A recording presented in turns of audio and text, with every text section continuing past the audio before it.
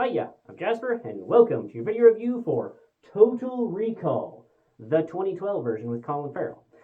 So, as always, I'm going to give it good, the bad, and the furry. To start off the furry, there isn't any. Moving on. This is a movie starring Colin Farrell, Kate Beckinsale, Bokeem Woodbine. He has a very recognizable voice, but I haven't seen him in a whole lot of other things that I can recall off the top of my head, but I definitely always recognize his voice when I've seen him. You probably remember him as like Shocker from Spider-Man No Way Home, or as the like super juiced friend in the Halo series that recently came out.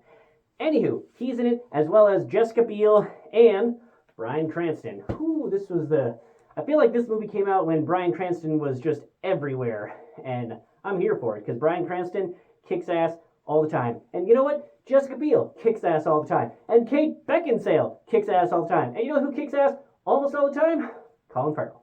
So it was awesome seeing an action movie with all these people in it, in a movie that made excellent use of CGI while still using practical effects, and it was just fantastic. So definitely 2 thumbs up. I will say, for those of you who don't know, this is not a sequel to the Arnold Schwarzenegger Total Recall, which I have a review of in the script, link in the description down below. But this movie it's a remake with, I'm gonna say, with the technology of 2012. So like by the time 2012 had rolled around, cell phones were everywhere, and there was a huge amount of technology that I would say is still pretty similar to what we would have today. So based on that, they were like, okay, based on this technology, here's where we think technology will go.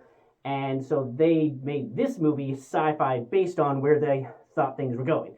Now, it doesn't specify exactly how far in the future it is, which I appreciate, because I can be like, so instead of being like, well, this only says that it was 20 years in the future, and I don't think that would happen for another 120 years. So it's non-specific as to how far ahead in the future this is. But I still think it really works as like our current timeline future because of where technology is. And I thought they did a really excellent job of showing the integration of how you can still have like, poor population while still having this advanced technology around, and how that commingles, and how you can have, giant skyscrapers along with just this poor housing, or just people that are unhappy with what they do or don't have relative to the other people, what they do or don't have. And it was excellent to see that this was I felt a really excellently thought out world. It felt genuine all the times that it was on screen, and I thought that it was very well done. All of the action was excellent. Now, was there a couple of points where I was like, okay, I don't know if that is exactly who would be there at that time? Not necessarily, but I think that it still worked. Like, they didn't break any of their universe's rules. It wasn't like suddenly some dude could jump 500 feet in the air, or 50 feet going this way, or anything like that. It didn't break their universe rules. It was just something where I was like, I don't know if that's the most logical. And it didn't ruin my enjoyment of any particular scene. I liked how they had some callbacks and some winks and nods to the original movie. So I think that if you've seen the original movie, you will appreciate this one more. But how I explained it to somebody who hadn't seen or heard of this new one, is that it's sort of like how Aladdin, the animated one, was excellent.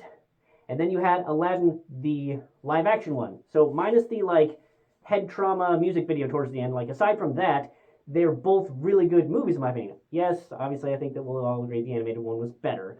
But the important thing that I'm getting at is that in the animated Aladdin, you had Robin Williams as the genie.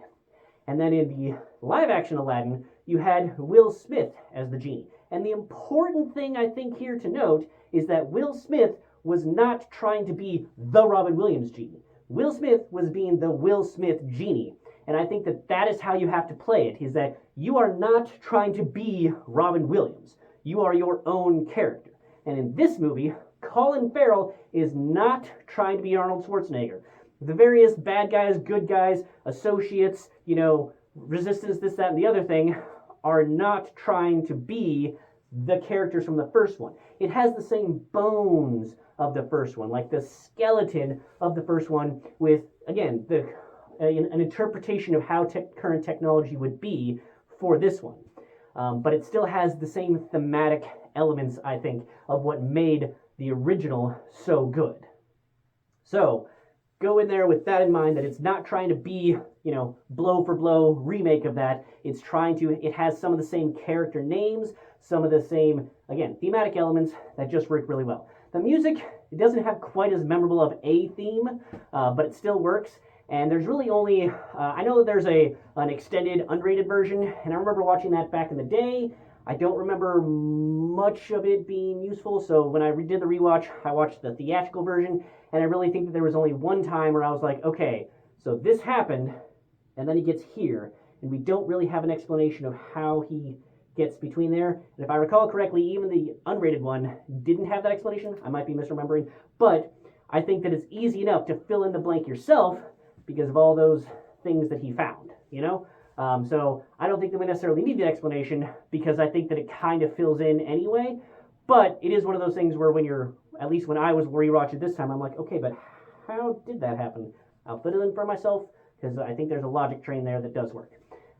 But other than that, I think that it flows very nicely. The set pieces were great. Action was great. There was no point where, especially because they had, and maybe they were actors that they just had like blue screen for some parts of their body to like blue screen them out and make them into the robots, or maybe they were just fully CGI. I don't know, but you know what's great about that?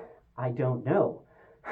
That, I think, is the important thing, is that whether or not they were actors or whether it was CGI, I don't know, because it looked realistic as like, hey, those are the robots doing the fighting and doing the shooting and whatnot. There was no point where I was like, okay, that's clearly a horribly CGI'd robot into the scene. Like, great, okay, awesome. Or like, okay, I can see that this robot is a little heftier than the other robots and they just had to CGI out as part. Like, no, there was none of that. It was all the CGI, I think, worked really well and didn't like show off itself.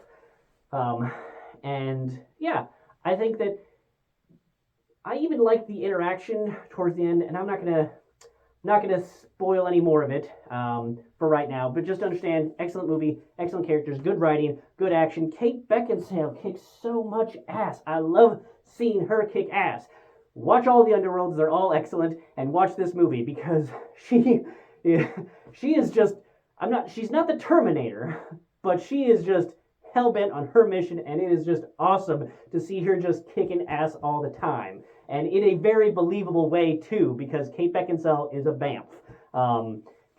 I think in real life, too, from the few things that I've seen of, like, interviews or whatever else with her, but she's a BAMF. So check out the movie just to see her kick ass. Also Colin Farrell and Jessica Biel and all those people. So, yeah, in summary, go watch the movie. Okay, now to get into a little bit of spoiler alert. Okay, so here's the spoilers. The scene where his friend comes and he's like, "Oh, this is it's still in your head. Like, come back to us."